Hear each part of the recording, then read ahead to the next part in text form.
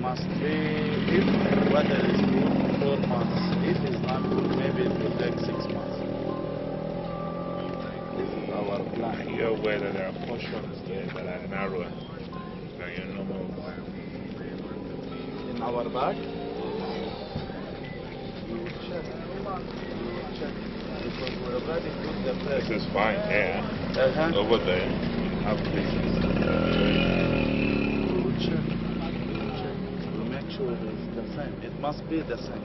Because we have center line, and from the center line of the road, we open 10.3 with the shoulders.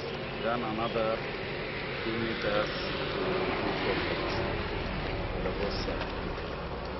Cannot disturb too much. Concrete, rain cannot disturb too much. So we will meet here, we continue filling, then asphalt will start, continue to the end of the road. This is the good plan for this weather and this condition of road.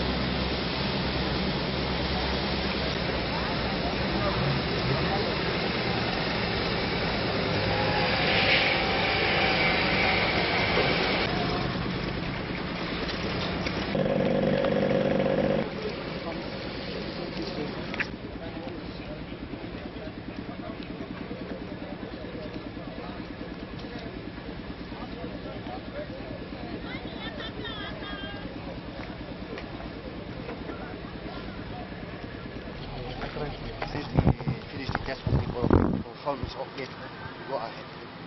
Okay. So when is the ministry doing it? We took the sample this morning, sir. Okay, just this morning? Yes. Okay. So by afternoon or tomorrow morning, I will get the result. If he says this place is okay, I will start opening it. Firstly, I'm putting asphalt since morning, sir. All right. Your Excellency.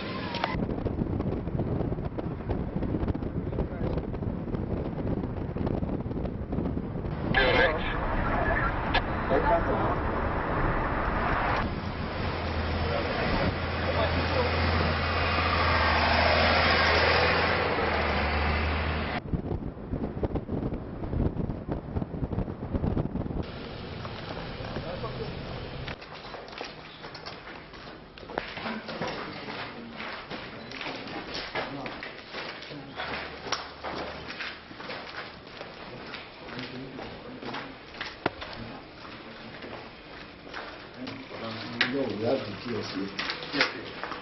QS. And what are the QS? QS.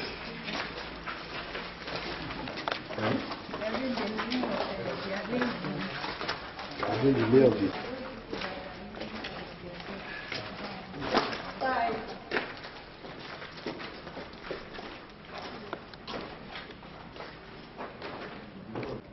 We have already all those 2 points.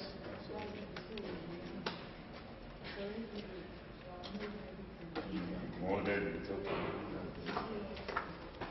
So what is delaying it? So he would have a lot of explaining to do to me. He knows how much money we've given him in the last 6 months over this project. Anyway, tell your MD I came here. See you.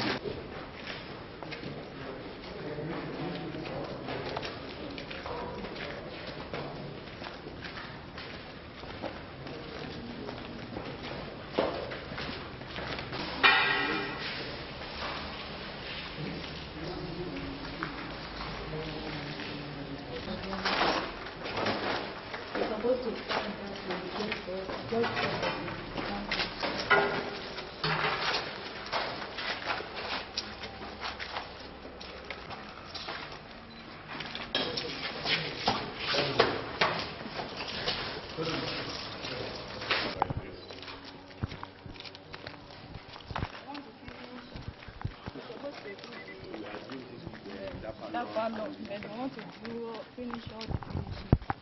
you are using damper lawn here. Okay, that sounds so we want to complete all the finishes. they are using damper.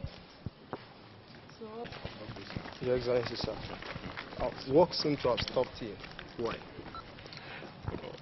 Well, that's why I came. It ought to have progressed much faster than this. My promise to the departed assembly was that we would finish this before they leave, but we've had to embark on some major restructuring of the contract itself. This was a place awarded without even any due process. There was no process of tendering. We couldn't find any papers anywhere. It's only now that we've been able to restructure that and put this through a proper tender process, which clearly has contributed to the delay, because the original cost for which it was awarded has doubled since the work commenced there. But we're determined, as I've told the new speaker, in the shortest possible time I want them to move here, because the current building they're using is just not conducive for legislative activities. They don't have offices, they hang around the premises, and I don't think it's fair on the honorable members to be treated that way. So whatever it would take, as I've said to the people here, they have to ensure the MD must come and see me and give me a roadmap to ensure that he can finish this place in the next 1 or 2 months. Your Excellency, sir. Industry can only thrive where there is infrastructure. Any connection between this and inspection? Well, these are contracts we've awarded basically to ensure that we create an atmosphere in which our people can easily access critical parts of the state. And these 3 roads were approved and a contract mobilized to site roughly a month or so ago. And what I'm doing is just assessing precisely how far the work has gone.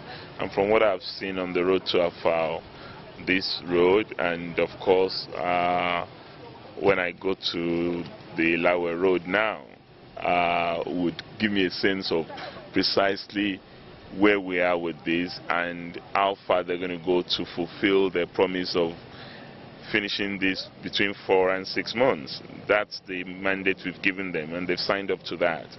If I think there are gaps, then I will discuss with the engineers in the Ministry of Works and the Commissioner to intensify their own monitoring efforts. So far, I'm not happy, but I think there's a commitment to do a lot more than we're currently witnessing. So what is the government doing on channelization to avoid flood? Well, you know, the rains are here, so channelization is a major priority for us now. But that's not really the responsibility of the Ministry of Works. It's the Ministry of Environment that is in charge of channelization, and certain areas have been identified. 1 or 2 of those places I visited today. The challenge that we have is to ensure that there is enough channel to allow water to flow freely. That is a problem, and most of the properties that are constructed around these areas are probably properties constructed even without building permit, without certificate of occupancy. So we're going to have to, at some point, review with the owners of these structures whether it is actually in their best interest to remain there. And government has a duty to protect its citizens, regardless of whether you're going to lose a property in the process. If it is deemed to constitute a danger to the environment, we clearly would not hesitate than to take the appropriate action. So those are the elements of the work being done on erosion and flood. I mean, we're lucky that our situation is not as critical as, say, Lagos.